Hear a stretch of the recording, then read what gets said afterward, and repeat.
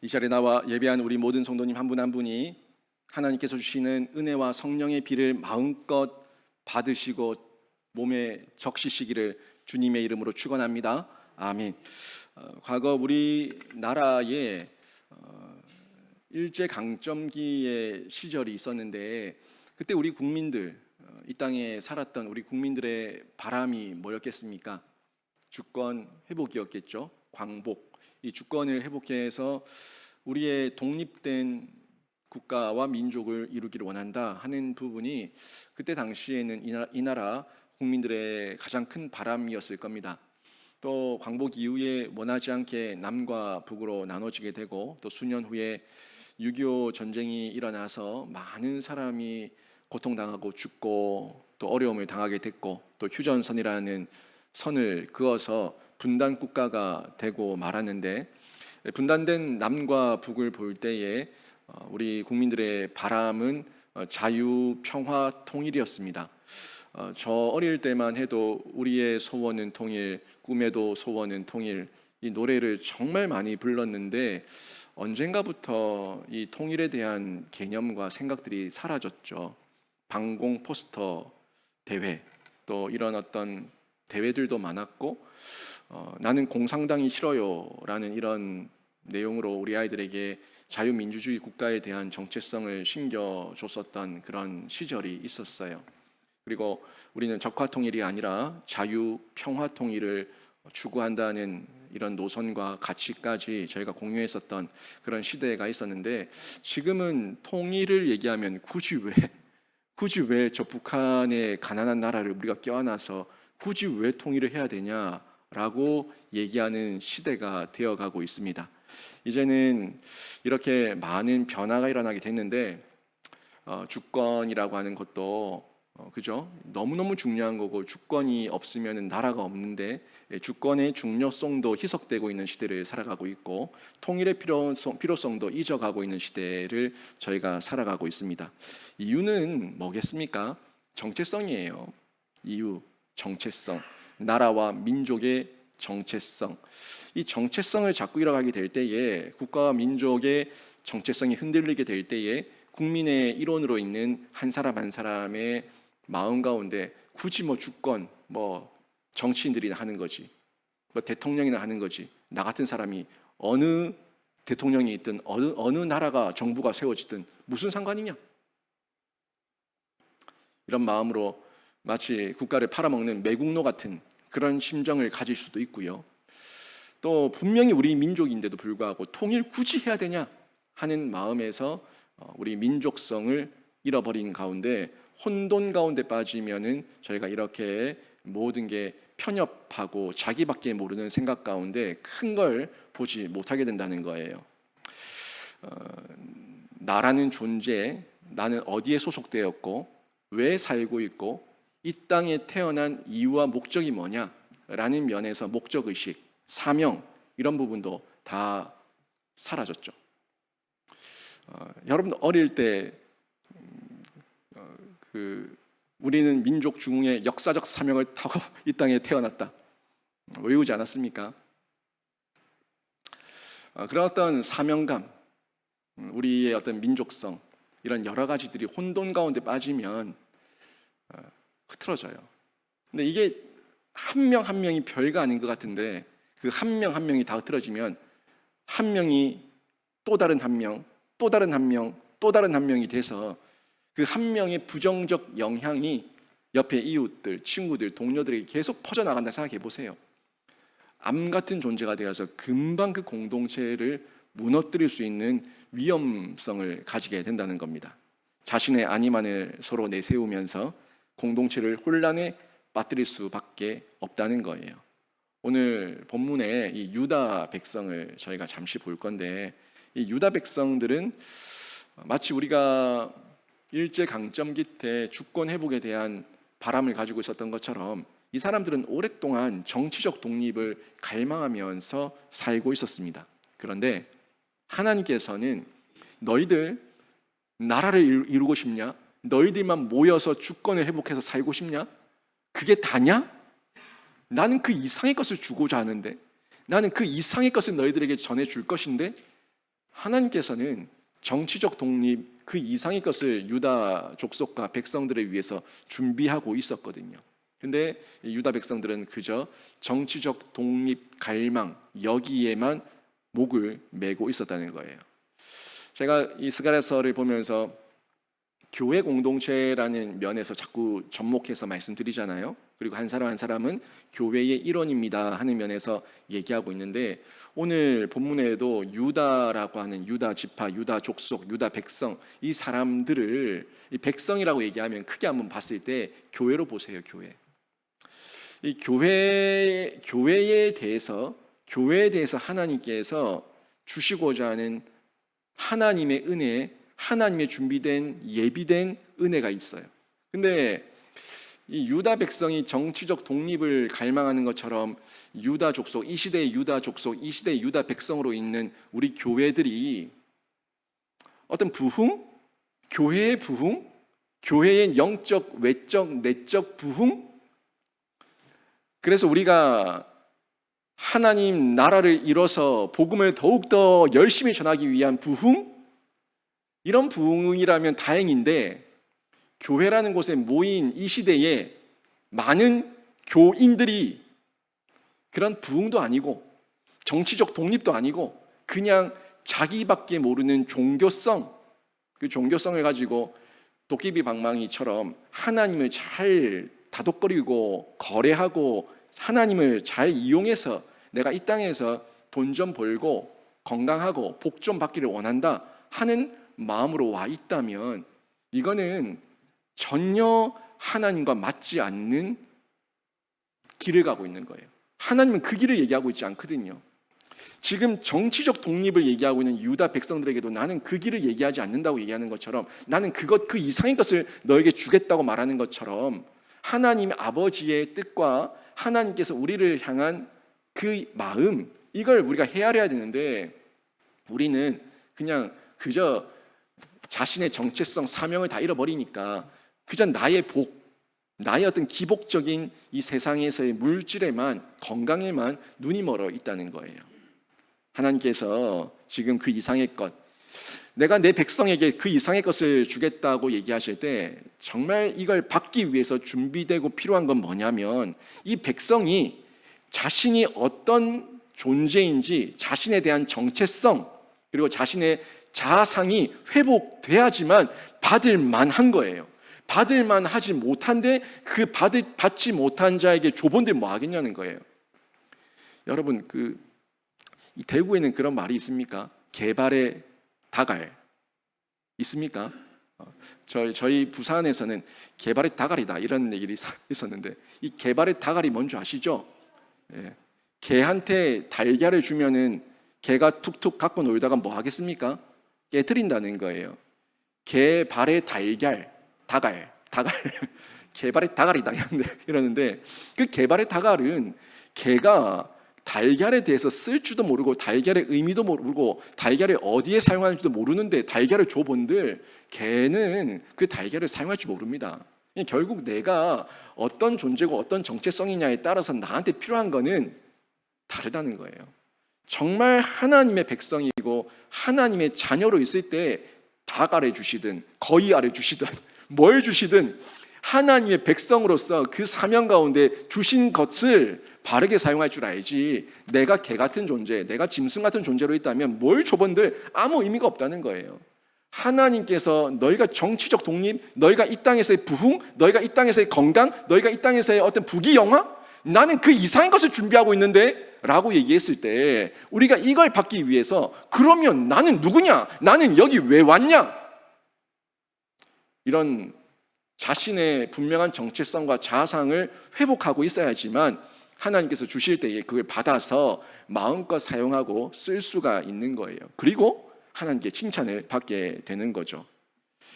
곧 나라의 독립, 나의 독립, 나의 복, 나의 어떤 건강, 이걸 말하기 전에 하나님은 너 누구냐? 너의 신앙의 기본부터 회복해라. 너 누구냐? 너 도대체 여기 왜 왔냐? 너 여기 왜 살고 있냐? 라고 얘기하는 그 신앙의 기본, 나의 기본을 회복하라고 말씀하고 있는 거예요. 요즘은 국가에서 발행하는 호적등본 이런 게 다 바뀌어가지고 이름들이 많이 바뀌었죠. 그런 게 없죠. 호적등본, 호적돼간다 이런 게 없고 가족관계증명서, 또 기본증명서 이런 게 있어요. 기본증명서를 떼면요, 자기의 부모부터 언제 어디서 몇 시에 태어났는지까지 다 나와요. 그게 기본증명서예요. 이게 뭐예요? 나의 정체성이에요.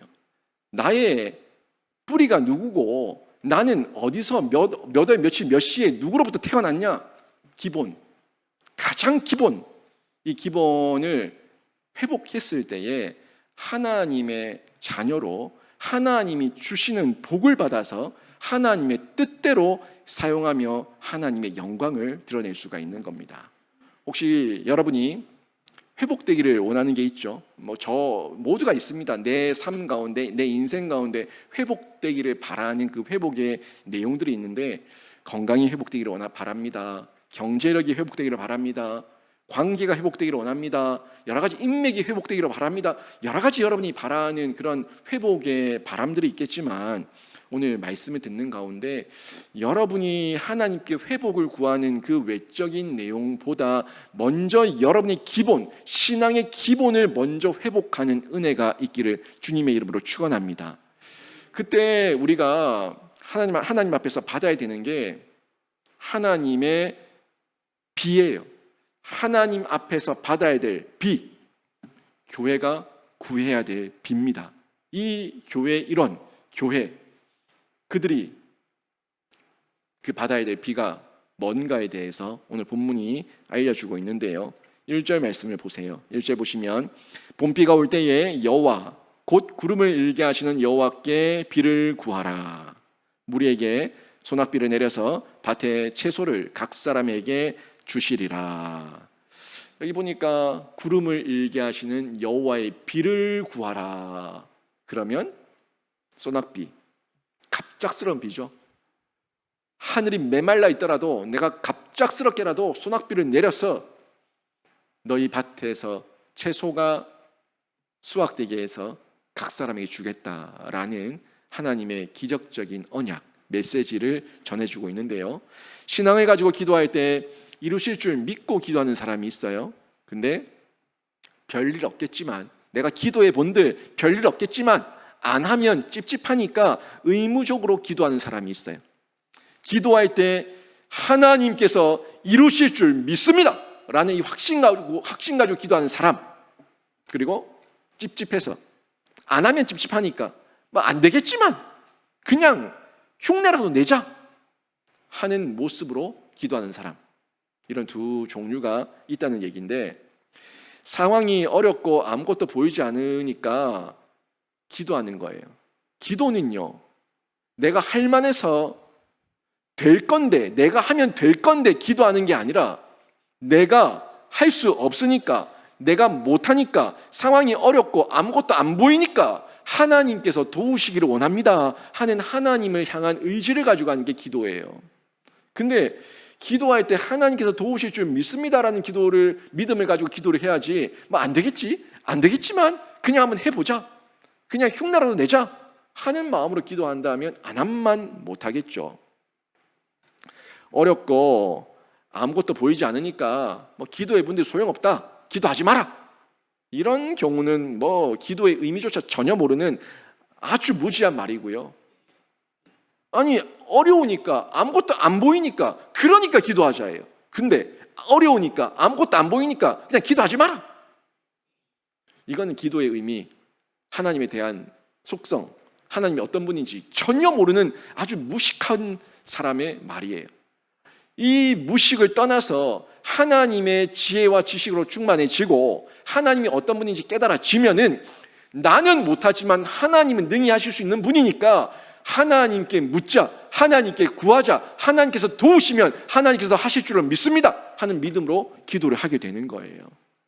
여러분, 오늘 이 본문 가운데 구름을 일게 하시는 여호와께 구하라 라고 말씀하고 있어요. 근데 보세요, 봄비가 올 때에, 이 봄비가 올 때에는 봄비가 와야 될 때인데 봄비가 와야 될 때인데 비가 안 오니까 기도하자는 거예요. 봄비가 와야 될 때인데 올 때에 비가 안 오니까 여호와 곧 구름을 일게 하시는 여호와께 비를 구하라. 그냥 자연의 시기에 절기에 따라서 비가 오는 것이 아니라 구름을 일게 하시는 여호와, 일기를 주장하시는 하나님, 그 하나님이 비를 내리시는 거니까 여호와께 구하라 라고 얘기하고 있는 건데, 우리는 너무 일상 가운데에서 세상의 시스템, 세상의 어떤 흐름, 어떤 이런 세상의 질서 가운데 너무 순응하고 살아가고 있어요. 이 모든 게 우연도 아니고 세상의 방법도 아니고 하나님께서 이루시는 것인데, 그 하나님을 더 철저히 의지하지 못하고 세상의 그 흐름, 세상이 그렇게 돌아가는 시스템, 여기에 익숙해져서 그걸 더 의지하며 살아갈 때가 많이 있다는 거예요.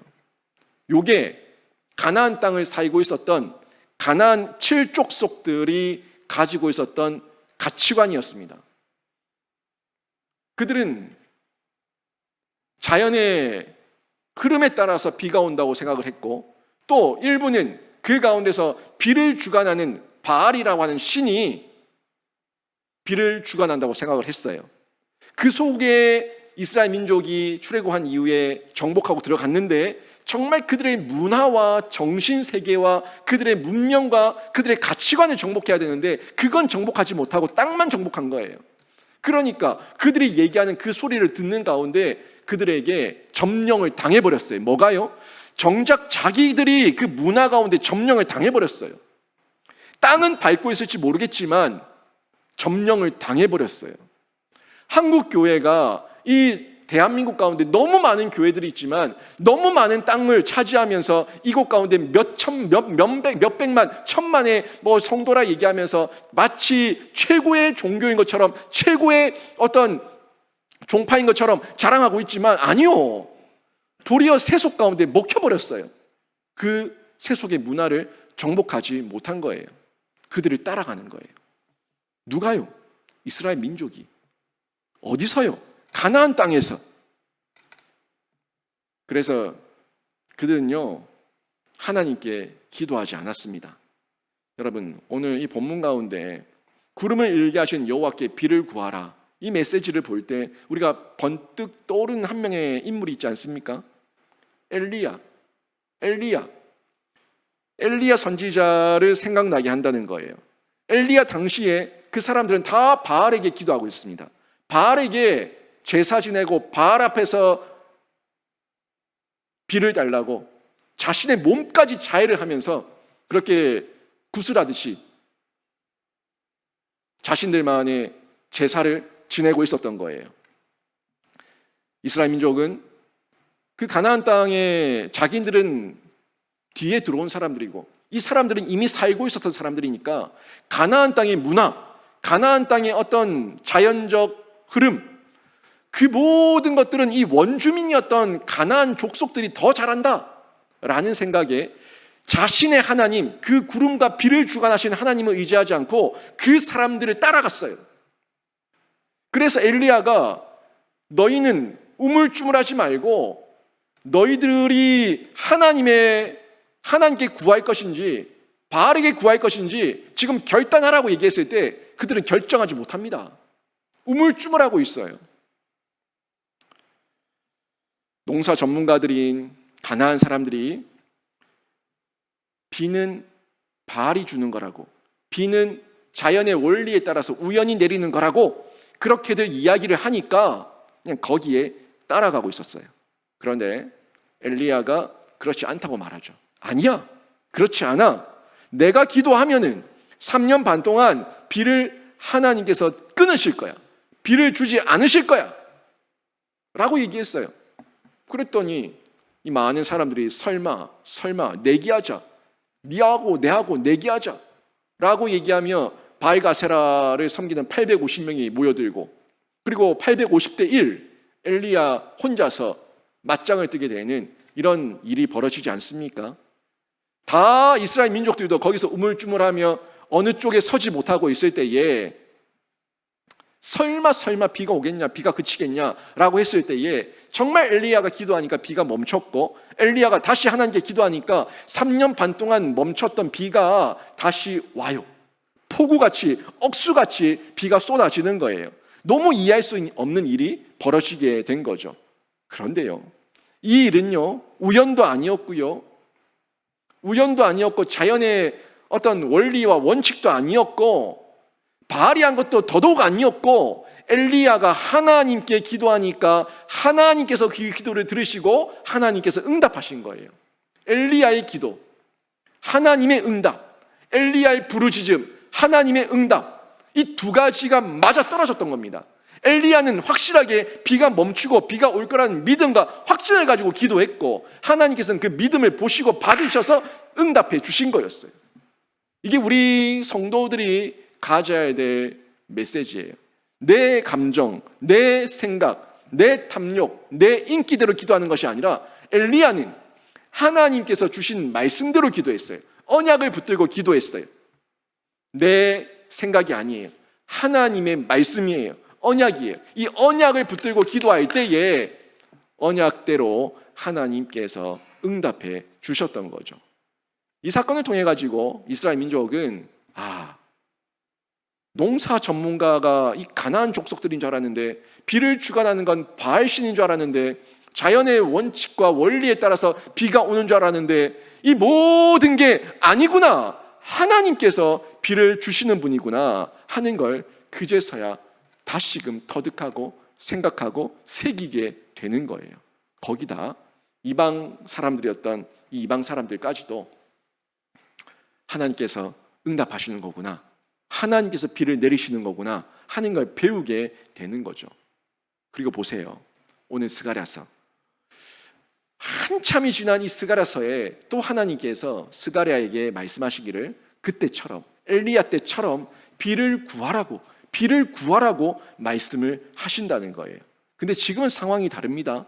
지금은 7 족속 가운데에서 어떤 주도권 싸움을 하고 있는 시기도 아니고요, 바알을 섬겨서도 아니고요, 지금 그들은 포로된 자들이 하나님만 바라보고 예루살렘으로 돌아와서 성전을 재건하고 있는 중이고요, 그들이 지금 우상 숭배를 하고 있는 것도 아니고요, 그런 게 아니에요.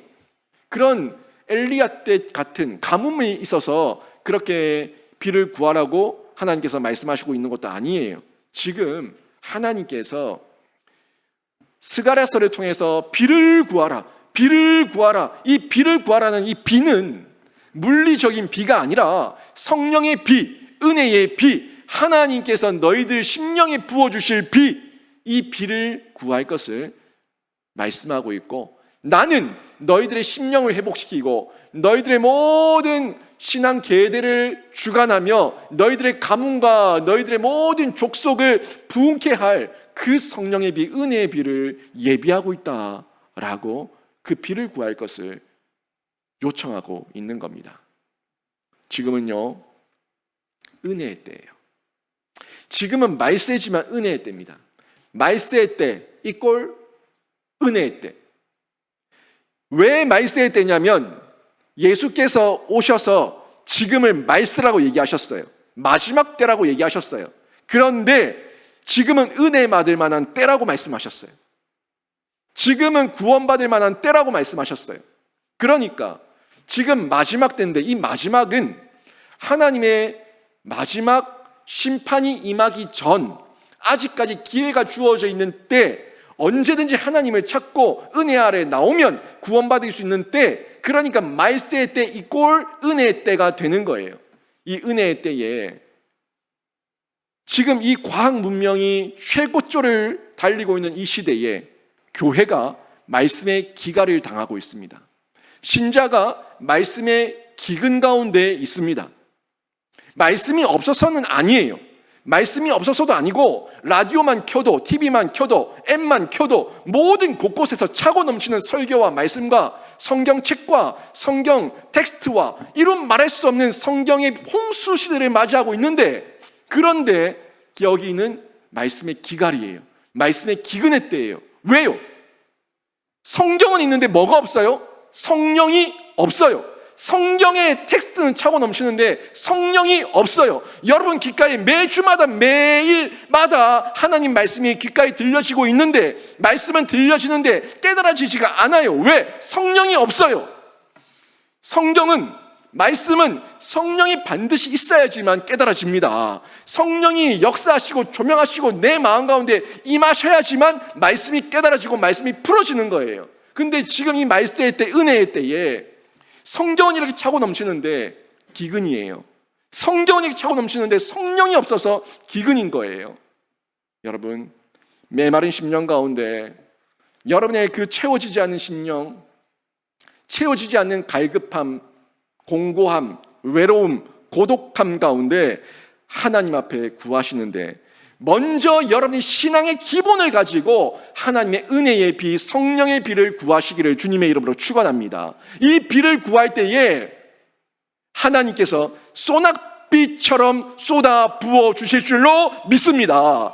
봄비가 와야 될 텐데 오지 않아요. 교회에 오면 봄비가 올 줄 알았는데 오지 않아요. 그냥 교회에 등록만 하면은 봄비가 쏟아질 줄 알았는데 오지 않아요. 그래서 성령께서 지금 성경에서 뭐라고 얘기합니까? 봄비를 내릴 때에 그때 오지 않으면 구름을 일으키는 여호와께 비를 구하라 라고 말씀하고 있는데, 여러분 몸이 여기 앉아있는 그때 이 시간만에 만족하지 마시고 여러분이 적극적으로 능동적으로 성경 말씀을 받은 만큼 성령의 비를 구하셔서 말씀이 깨달아지기를 바랍니다. 이 말씀이 깨달아지면은 우리의 마음밭에 채소가, 열매가 맺히는 거예요. 능력이 나타나는 거예요. 심령에 풍성하고 신선한 채소, 영적 풍요를 허락하시겠다고 오늘 1절 말씀에서 그대로 전달해 주고 있는데요.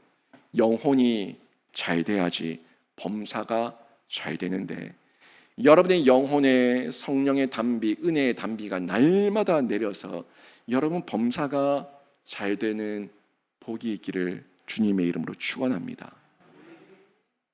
그게 기본이에요. 돈 구하기 전에, 건강 구하기 전에, 인기 구하기 전에 하나님의 신앙의 회복을 먼저 구하십시오. 신앙의 회복 없이 돈 생기면 죄 짓는 데 쓰고요, 신앙 회복 없이 건강 구하면 건강해져서 또 못된 짓 하고 돌아다녀요. 하나님의 신앙 회복을 먼저 구하시고 그 이후에 덤으로, 보너스로 거저 주시는 은혜로 범사가 잘 되는 복도 받으셔서 하나님 영광 위에 살아가시는 성도가 되시길 바랍니다. 여러분, 지금 성령과 은혜의 비를 구하라고 명령하는, 말씀하는 이 말씀은 결국 하나님께서 가장 잘 아시잖아요.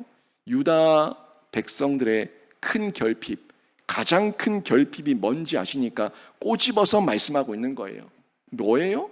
유다 지파, 유다 백성들, 내가 너희를 이 구약 시대에 교회로 삼았는데 교회가 왜 방황하냐? 방황하는 이유가 뭐냐? 교회가 방황하는 이유, 너희가 그 결핍 때문이다. 그 결핍을 전달해 주고 있는 거예요. 성령이 없어서 너희가 방황하는 거야. 내가 구약 시대에 교회로 너희를 사용하고자 하는데 너희가 성령이 없으니까 방황하는구나, 헤매는구나, 공고하구나, 고달프구나. 안 되겠다. 성령을 먼저 구해라. 이 메시지를 전하고 있는데요. 2절 말씀 보십시오. 드라빔들은 허탄한 것을 말하며 복술자는 진실하지 않은 것을 보고 거짓 꿈을 말한즉 그 위로가 헛되므로 백성들이 양같이 유리하며 목자가 없으므로 공고를 당하나니. 여기 보니까 드라빔이 나오는데, 이 드라빔은 여러분 우리나라의 신주단지 그거예요. 집마다 옛날에 신주단지 갖다 놨죠. 신주단지 뭔지 아시죠? 저는 본 적이 없어요. 저는 본 적이 없는데 옛날에 시골 같은 데는 신주단지 지금도 가지고 있는 집들이 있을 겁니다. 우리 집의 수호신이에요. 자기 집의 잡신, 그 수호신 하나 단지 안에 넣어가지고 뭐 조상들 이름인가 하여튼 뭐 그런 거 넣어가지고 뭐 신주단지 귀하게 보물처럼 하고 있잖아요. 그거예요. 그거 그 이스라엘의 진주단지가 드라빔이에요. 드라빔. 이 드라빔들을 지금 가지고 있다는 걸 얘기하고 있어요. 드라빔들에게 신탁을 요구하고 있고 그것들에게 허탄한 것을 말하고 있다고 얘기하고 있어요. 그 다음 복술자. 이 복술자는 뭐예요? 점치는 자들이죠.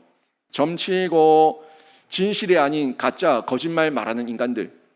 여러분 저 점집 좀 다닌 분들 있죠?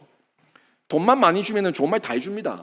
돈만 많이 주면은 굿도 해주고 돈만 많이 주면은 부족도 다 내가 다 물리쳐줄게 하면서 막 써줍니다. 여러분 이 복술자들 다 돈 장사, 돈 보고 장사하고 있는 이 거짓 교사들, 거짓 점쟁이들, 거짓 선지자들, 이 사람들의 복술자로 지금 얘기하고 있는데요. 다 거짓되고 망령된 것들인데 이 드라빔들과 복술자들이 지금 어디까지 들어왔냐면 가정 안에 파고들어 있는 거예요. 알게 모르게 가정에 파고들어 있는 거예요. 그 가나안 족속에 있었던 우상과 또 저 포로로 끌려갔을 때 여기서 가지고 있었던 우상까지 같이 짬뽕, 완전 잡탕이 되어 있는 이런 내용이 유다 백성들 안에 알게 모르게 일상 가운데 가정까지 파고 들어 있었다는 것을 하나님께서 지금 지목해서 전달하고 있는 거예요. 나의 말씀은, 하나님의 성경의 말씀은 그런 복술자들이 해석하는 게 아니야. 나의 하나님의 말씀의 깨달음은 그런 드라빔을 통해서 신탁을 받는 게 아니야. 요거예요. 여러분 하나님 말씀을 마치 점 찾듯이 오늘은 어떤 말씀 주십니까? 짜잔 짜잔 제비 뽑기 하듯이 연말에 말씀 한 구에 뽑아가지고 이 말씀이 나의 말씀인 줄 믿습니다. 여러분 뭐 점 뽑아요? 뭐예요? 모든 말씀이 하나님의 말씀인 줄 믿습니다. 그런데 그런 거에 빠져가지고 드라빔, 복술자, 자기 감정대로, 자기 기분대로 말씀 한 개 뽑아가지고 점치고, 말씀 한 개 뽑아가지고 내 감정대로 맞나 계속 확인해보고 하는 그런 일상이 유다 민족 가운데 있었다는 거예요. 여러분 하나님의 말씀은 그렇게 받는 거 아니에요. 하나님의 말씀은 내 심령을 두들깁니다. 불같이 바위를 쳐서 부스러뜨리는 방망이같이. 말씀의 직면이에요. 직면. 말씀이 직면되면 내 죄가 드러나고요. 그 죄 때문에 내가 아파하고요. 그 죄 때문에 아파하는 가운데 죄를 끊어내는 의지적 결단까지. 전인격. 이 전인격의 변화라는 게 진짜 말씀을 제대로 받은 거예요. 근데 다 좋은 말씀, 나쁜 말씀 하나도 없어요. 뭐 죽는다, 지옥 간다, 뭐 그러면 사망에 이른다, 뭐 이런 말씀 하나도 없어요. 모조리 다 좋은 말씀 모아놓고 아무거나 뽑아라 해가지고 이 말씀이 나의 올해의 말씀인 줄 믿습니다 라고 얘기하면서, 아니 그러지 말고 1년에 1독하면서 하나님의 정말 내 마음에 1독을 하는 가운데 하나님께서 내 심령을 두들기고 후벼 파는 그런 레마의 말씀을 받으라고요. 막 하루 종일 묵상이 되는 그런 말씀. 이 꽂아놨다가 한 며칠 지나고 나면 어디 있는지도 몰라요. 또 어디 있는지도 몰라요. 레마의 말씀 아니에요. 그 순간 내 위안이에요. 위로예요. 그게 드라빔이에요. 그게 복술이에요. 여러분 이스라엘 민족에만 드라빔, 복술과 같은 이런 가정까지 파고든 우상이 있는 게 아니라 지금 한국 교회에 있다고요. 얼마나 많은 교회가 그걸 뽑아댑니까? 잘못됐어요. 모든 말씀이 1189장 모든 말씀이 올해 하나님께서 나에게 주신 말씀인 줄 믿습니다. 빠트릴 말씀이 어디 있습니까? 결국 유다 민족의 일상이 하나님 말씀보다 우상을 우선시하고 내 감정을 우선시하고 내 생각과 내 경험을 우선시하고 있다는 거예요. 그 결과가 뭐예요? 그 결과가 오랜 시간 방황하며 은혜의 비가 내리지 않는 메마른 생활, 메마른 세월을 보냈다는 거예요. 메마른 생활, 메마른 세월. 내 영혼이죠. 내 영혼이 메마르고 내 영혼이 핍절하니까 내 영혼이 엉망이니까 결국 내 인생도 엉망이에요. 여러분 돈 많은 사람들이 영혼이 풍족하고 풍요롭고 뭐 하는 것마다 복 받은 것 같아요. 그럼 그런 부자들이 왜 자살을 합니까? 아니에요. 돈만 많을 뿐이지 그 마음은 지옥이에요. 메마른 심령이에요. 인생이 아무런 희망과 소망이 없어요. 우리가 이런 우리의 심령과 일상과 가정까지 파고든 우상숭배의 정신과 가치관을 가지고 하나님의 말씀을 이해하려고 덤비면은 요렇게 결국 메마르고 핍절한 인생밖에 안 됩니다. 유다 지파가 딱 그 본보기예요. 그래서 하나님께서 은혜의 비를 구하라고, 지금 성령의 비를 구하라고 그들에게 요청하고 있는 거죠. 살아계신 하나님의 말씀을 듣고 지키면 현세의 복을 받습니다. 내세의 복을 약속하고 있습니다.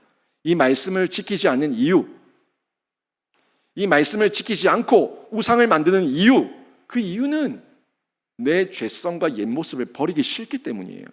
왜 한 개만 뽑습니까? 다 받아야지. 왜 한 개만 뽑아요? 다른 말씀을 보니까 야단치는 말씀이 있는 거예요. 듣기 싫은데. 다른 말씀을 보니까 나를 책망하는 말씀이 있는 거예요. 듣기 싫은데. 근데 뽑는 그 말씀에는 1000개, 100개가 있어도 다 좋은 말만 있어요. 그러니까 뽑는 거예요. 여러분, 나의 죄성을 끊어내는 게 진짜 복받은 거예요. 나의 옛 모습을 버리는 게 진짜 하나님의 은혜를 입은 거예요. 하나님의 말씀은요, 죄를 책망하고 하는데 그 죄를 버리지 않고 나의 욕망을 자꾸 채우려고 하면 그거는 탐욕이죠. 죄를 더 쌓는 것밖에 안 되는 거예요. 그러니까 내 죄를 더 쌓고 싶으니까 거짓 복을 빌어주고 거짓 평안을 얘기해주는 우상이 더 좋은 거예요. 이거 완전 짜고 치는 고스톱이죠. 좋은 말씀만 다 받아놓고 올해의 말씀을 뽑아라 해가지고 하나 뽑아가지고 그거는 정말 사기치는 거예요. 정말 하나님의 말씀을 있는 그대로 저희가 받아서 책망의 말씀이면 아멘, 경고의 메시지도 아멘, 복 주시는 메시지도 아멘, 모든 말씀을 아멘으로 받을 때에 경고와 저주의 메시지라도 내가 죄를 돌이키고 끊어내게 되면 도리어 다시 복이 되니까, 반대가 되니까 현세와 내세의 복을 받게 되는 겁니다. 이런 유혹과 속임은 현재 시대, 현재 교회에도 여전히 판을 치고 있습니다. 세상의 종교적 신념으로 사는 이들은 말할 것도 없고요, 예수 믿는 신자들까지도 자신의 입맛대로 편리대로 쉽게 믿으려고 하니까 죄가 끊어지지 않는 거예요. 그러나 그런 신앙으로는 세상을 이길 수 없습니다. 그런 종교심으로는 세상을 이길 수 없다는 거예요. 우리는 죄와 악을 대할 때에 예수께서 이기신 능력으로 정면 돌파해야 됩니다. 예수님께서 사단 마귀와의 한판 승부, 광야에서 그때 어떻게 정면 돌파하시고 이기셨는가 하는 면을 너무 잘 알지 않습니까? 정면 돌파해서 말씀으로 이기는 거예요. 하나님의 모든 말씀으로. 한 번, 두 번 타협하고 무너지면 걷잡을 수 없는 파멸로 죄의 종로로 탈 수밖에 없는 겁니다. 유다 백성들을 보세요. 그 유다 백성들의 결국 뭐라고 얘기합니까? 양같이 유리하며 목자가 없으므로 공고를 당하나니. 지 좋을 대로 돌아다니니까, 지 가고 싶은 대로, 지 하고 싶은 대로 돌아다니니까 결국에 그들의 결국이에요. 양같이 유리하며 목자가 없으므로 공고를 당한다. 지금은 자유한 것 같은데 결국 공고를 당한다는 거예요. 양에게 목자가 없다는 것은 비참함이고요, 사형 선고입니다. 양은 아무것도 안 보여요. 아무것도 안 보이기 때문에 한 치 앞도 못 봐요. 양에게 목자가 없다는 건 사형 선고예요. 혹 이런 공고를 당하고 있다면 속히 목자의 음성을 듣고 주께로 돌아와야 됩니다. 여러분 주변 이웃들 가운데, 우리 교우들 가운데, 또는 혹시라도 여러분 가운데 여러분이 하나님 말씀을 취사 선택하며 내가 받고 싶은 말씀만 받고 내가 듣고 싶은 말씀만 듣고, 여러분이 혹시라도 그렇게 성경을 자의적으로 해석하려고 했었다면 속히 돌이키시고 이제는 목자의 음성, 성령의 음성을 듣고 그 목자에게로 다시 돌아오셔서 공고를 면하시고 다시 한번 회복되고 치유되는 은혜가 있기를 주님의 이름으로 축원합니다. 3절 말씀 보세요. 3절 보니까 유다 백성들의 잘못된 그 내용 가운데 유다 백성들을 앞에서 이끌었던 이 못된 놈들, 못된 지도자들, 이들에게 하나님께서 노를 바라십니다. 이 공고를 당하고 목자 없는 양같이 유리하는 게 유다 백성들이 처음부터 그랬던 게 아니라 자기 역할과 자기 기능을 못했던 목사들, 자기 기능을 못했던 지도자들, 종교 지도자들이 있었다는 거예요. 그들을 향해서 3절에 보니까 하나님께서 이렇게 말씀하십니다. 내가 목자들에게 노를 바라며 내가 순념소들을 벌하리라. 만군의 여호와가 그 무리 곧 유다 족속을 돌보아 그들을 전쟁의 준마와 같게 하리니. 아멘. 여기 보니까 목자와 순념소가 나와요. 그죠? 이 목자는 앞에서 양을 이끌고 가는 사람이고, 순념소는 뭐 하는 사람이에요? 뭐 하는 애예요? 순념소는 목자가 앞서서 길을 뚫고 가면은 양떼들을 몰아가는 게 순념소가 하는 거예요. 순념소가 막 뛰어다니죠. 뛰어다니면서 머리에 뭐가 있어요? 뿔이 있어요. 뿔이 있으니까 툭툭 치는 거예요. 저쪽으로 가라고, 저쪽으로 가라고. 목자 따라가라고. 자꾸 치면서 막 따라가는 거예요. 그 영국 같은 곳에서는 양을 칠 때 뭐가 어떤 짐승이에요? 개가 하죠, 개가. 개. 호주도 개가 하죠. 영국 쪽 문화권이니까. 이 개들이 막 짖어대면서 양들을 막 몰아갑니다. 그게 그 양치는 개들이에요. 양치는 개들. 근데 팔레스타인 땅에는 그 개들이 그 역할을 안 하고 순념소가 있어요. 순념소가. 그러니까 목자가 앞서서 가고 순념소가 뒤에서 뿔로 툭툭툭 밀면서 그 양떼들을 목자에게로 자꾸 몰아가는 그 일을 하는데, 바른 길로만 인도했다면 아무 문제가 없어요. 바른 길, 옳은 길, 좋은 길로만 인도했다면. 근데 문제가 생긴 게 뭐냐면 이 목자가 바른 목자가 아니라 거짓 목자예요. 거짓 선지자예요. 푸른 초장 쉴만한 물가로 인도하는 게 아니라 낭떠러지로 인도하고 있어요. 거기다 이 순념소가 양을 툭툭 쳐가지고 바르게 인도해 가면 되는데 이 뿔 가지고 쥐어 박아가지고 상처를 입히는 거예요. 양에게 상처를 입히고 양을 위협하는 거예요. 몰아가기 위함이 아니라 위협해서 죽이기 위함이에요. 이러니까 문제가 되는 거죠. 목자는 양을 옳은 길로 인도해야 되고, 순념소는 양을 목자에게로 잘 밀어줘야 되는데, 앞서가는 것도 밀어주는 것도 옳은 길이 아니라 망할 길, 낭떠러지로 몰고 가고 몰아가니까 하나님께서 지금 그 순념소와 목자를 향해서 노를 바라신다고 말씀하고 있는 거예요. 결국 누구예요? 그 시대에 있었던 종교 지도자들, 거짓 지도자들, 선지자들, 거짓 선지자들, 거짓 왕들, 이 사람들이 우상 숭배를 부추기며 유다 백성들을 망하는 길로 인도했다는 거죠. 그리고 하나님께서 이렇게 악한 길로 몰아갔던 순념소와 목자에게 벌을 내리시겠다고 얘기하고 있는데요. 이게 그들에게는 무서운 말이지만 우리 양들, 우리들에게는 은혜입니다. 은혜. 지금이라도 하나님께서 목자를 교체하시고 지금이라도 순념소를 교체하셔서 다시금 우리를 푸른 초장 쉴만한 물가로 인도하시는 기회를 주시니까 우리 백성에게는 이루 말할 수 없는 하나님의 은혜라는 거예요. 그 은혜의 메시지를 3절에서 노할 자에게는 노하시고 은혜 베풀 우리에게는 은혜를 베푸셔서 다시금 살 길을 허락하신다고 말씀하고 있는 거예요. 그리고 나서 뒤에 보세요.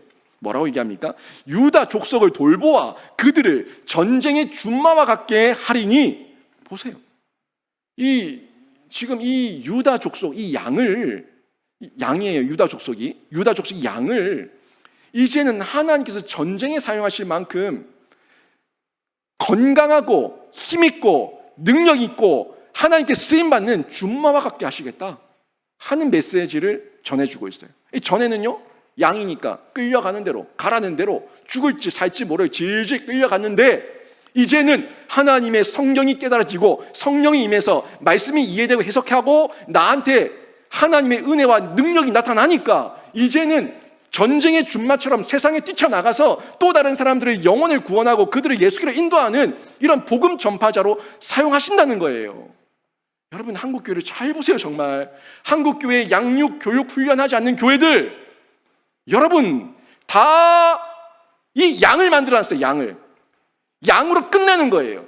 양으로 끝나는 거예요. 근데 그 양은 그냥 양으로 좋은 목자를 만나면 다행인데 나쁜 목자를 만나면 그 영혼이 망가지는 거예요.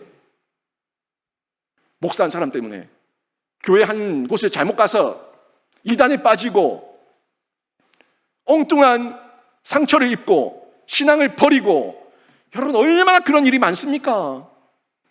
이제 그 정도에서 그냥 양으로만 계시지 마시고, 저는요 정말 저희 성도들 모두가 양육 교육 훈련 철저히 받으시고 학교처럼 체계적이고 적극적으로 양육받고 교육받고 훈련 받아서 여러분이 이제는 하나님의 전쟁에 뛰쳐나가 쓰임받을 수 있는 그런 준마로 사용되기를 주님의 이름으로 축원합니다. 정말 그게 능력 있는 교회고요, 교회 일원이에요. 목사님 하라는 대로 하지 뭐. 그렇게 끌려가다 보면 제가 헷가닥하면 여러분 다 죽는 거예요. 제가 헷가닥했을 때 여러분이 저를 정신 깨우쳐 줄 수 있을 만큼의 하나님 앞에 쓰임받는 준마가 되어 있어야 된다고요. 준마, 전쟁에 능한 준마. 이 준마가 되어 있을 때 거짓 목자가, 거짓 목사가, 거짓 선지자가 들어와서 교회를 해치지 못하고 교회를 흔들어 놓지 못하고 그 자들이 튕겨져 나가는 거예요. 성도들이 깨어 있어야 되는 겁니다. 그 성도들을 깨우기 위해서 양육 교육 훈련이 필요한 거예요. 그런 준마와 같게 하시겠다고 말씀하는데, 성경과 성령이에요. 성경과 성령이 여러분에게 임하면 여러분이 깨달아지고, 여러분이 이제는 누군가에게 전달하는 그런 간접 전달이 아니라 직접 전달, 하나님의 말씀을 직접 해석하고 이해하고 말씀으로 꿰뚫어서 연결할 수 있는 그런 능력만 된다면 누가 여기 와서 강단에서 헛소리 하겠습니까? 저는 여러분이, 우리 영신교회가 그런 준마들의 모임이 있는 그런 교회가 되기를 바랍니다. 성령의 은혜의 비가 내려서 하나님께서 사용하시는 하나님의 백성이 되면 하나님 앞에서는 양이지만 이 세상을 향해서는 전쟁의 준마같이 되는 건데요, 내가 지금 누구 앞에서 어디로 보내심을 받았는지 여러분이 정체성을 확실하게 확인하시고 더욱더 용기와 담력을 풍성하게 가지시기를 바랍니다. 이 마지막 부분에서 이제 교회가 회복할 모습에 대해서 얘기하고 있는데, 이제 이런 모습으로 회복되는 거예요. 아주 우리에게 희망이 되는 메시지인데 4절 5절 한번 보세요. 모퉁이 돌이 그에게로서 말뚝이 그에게로서 싸우는 활이 그에게로서 권세 잡은 자가 다 일제히 그에게로서 나와서 싸울 때의 용사같이 거리의 진흙 중에서 대적을 밟을 것이라. 여호와가 그들과 함께 한즉 그들이 싸워 말탄 자들로 부끄러워하게 하리라. 여기 보면 지금 몇 가지 묘사들이 나오는데, 여기 동적 이미지, 정적 이미지가 있어요. 한번 잘 보세요. 이 정적 이미지는 뭐냐면 모퉁이 돌이에요. 모퉁이 돌이 막 돌아다녀요. 모퉁이 돌은 그대로 있어요. 또 그 다음에 말뚝이 막 돌아다녀요. 말뚝은 그대로 박혀 있어요. 뭐예요? 동적입니까? 정적입니까? 정적이죠. 정적이에요. 근데 잘 보세요. 이 모퉁이 돌과 말뚝은 처음 박힌 그 자리, 처음 놓은 그 자리 그대로 있는데, 이 모퉁이 돌이 집의 규모와 그리고 말뚝이 집의 텐트의 모양을 결정짓습니다. 그렇죠? 줄을 당겨서 말뚝을 박으면, 텐트를 치면 그 말뚝이 박힌 그 자리가 그 집의 형태를 유지한다고요. 기초가 된다고요. 모퉁이 돌을 세우면 그 모퉁이 돌이 그 건축의 기초가 되는 거예요. 이해되세요? 이건 정적입니다. 움직이지 않습니다. 기초예요. 이 말씀은 회복된 유다 백성이 하나님 나라의 정적인 기초가 된다는 걸 전해주고 있어요. 변함없이 영원한 진리의 터 위에, 영원한 진리의 말씀 위에 변함없는 그 모퉁이 돌, 말뚝이 되어서 너희가 그 자리를 지켜라. 이 메시지를 회복된 교회의 메시지로 유다 백성들을 향해서 전달해주고 있는데, 유다 백성은 제가 앞부분에 얘기한 것처럼 우리 교회니까 교회의 회복될 모습으로 정적인 이미지로 전해주고 있는 거예요. 그 다음이 동적인 이미지인데, 이 동적인 이미지는 보세요. 싸우는 활과 전장을 달리는 말, 전장을 달리는 이 말이 나오는 걸 볼 수가 있어요. 싸우는 활은요, 쫙 당겨서 쫙 던지면, 쏘면은 정확하게 날아가서 목표물에 날아가서 그 적을 찌르고 그 적을 쓰러뜨리는 거죠. 정확한, 아주 정밀도 있는 활. 그리고 전장을 달리는 말 보세요. 말은 대적에게 뛰어들 때 대적이 기겁을 하죠. 말이 막 뛰어들면, 준마가 뛰어들면 그 대적을 무력화시키고 겁먹게 만들고 두려워 떨게 만들고 그들을 넘어뜨리는 이런 달리는 말, 동적인 이미지로 전달해주고 있어요. 이 두 이미지가 다 교회의 두 가지 기능으로 자리 잡고 있어야 된다는 걸 말씀해주고 있는 거죠. 교회는 진리를 밝히고 지키는 장막의 말뚝이나 집의 모퉁이돌 같이 정적인 기능을 정확하게 제대로 하고 있어야 되고, 그 다음에 복음으로 누군가에게 하나님의 사랑, 하나님의 메시지, 하나님의 말씀을 쏠 때에 정확하게 복음의 활을 쏴서 그 세속 가운데, 우상 가운데 물들어 있는 그 전쟁에 있는 대적들을 넘어뜨리고, 그 모든 거짓들, 우상의 거짓들, 이것들을 대항해서 싸워야 되니까 이런 동적인 이미지로 전해주고 있는 거 아닙니까? 그리고 말을 달리면서 아주 빠르게 급속하게 여기저기를 능동적으로, 역동적으로 선교가 퍼져나가듯이 그렇게 말씀을 전달하는 이미지로, 동적인 이미지로 이 전장을 달리는 말과 활로 표현하고 있는 것을 볼 수가 있습니다. 이처럼 이 두 가지는 결국 동적인 이미지, 정적인 이미지는 교회가 끝까지 지켜야 되는 진리에 대한 보수성. 진리는 바뀌지 않으니까 이건 무조건 보수 진보, 이거 정치로 얘기하지 말고 하나님의 말씀은 바뀌면 안 돼요. 바뀔 수 없어요. 이 보수성이 지켜야 되는 거예요. 그 다음에 복음을 전함에 있어서는 전투력이 있어야 되죠. 야성, 뛰쳐나가고 정확하게 날아가고 그리고 역동적으로 뛰어들고, 이 전투력이 교회가 다 가지고 있어야 된다는 것을 전해주고 있습니다. 여러분, 이 시대에 영적 이스라엘과 유다 족속으로 부름받은 자들이 저와 여러분이고 우리 교회예요. 제가 앞부분에서도 유다 백성, 유다 족속, 이 혈통의 유다만 생각하지 말고 우리 교회입니다라고 제가 서두에 딱 얘기했는데, 지금 여기서 얘기하는 유다, 교회예요. 교회. 영적 이스라엘, 영적 유다 족속으로 부름받은 교회. 우리가 교회 일원으로 절대 진리, 이 복음 철저하게 지키면서 전파해야 됩니다. 그러기 위해서 우리가 성경이 우리 안에 자꾸 들려지는데, 성경은 이미 여러분에게도 많습니다. 성경은 이미 여러분에게 차고 넘칩니다. 성경은 차고 넘치는데 그 텍스트, 성경 말씀이 풀어지는 성령이 없어. 이 성령을 여러분이 구하셔서 성령의 은혜의 단비, 성령의 큰 비를 여러분이 맞으십시오. 너무너무 필요합니다. 너무너무 필요한데 간구하시고 구하시고 요청하실 때에 하나님 앞에 바짝 엎드리셔서 받으셔서 흠뻑 젖으시라고, 성령의 비에 젖으시라고요.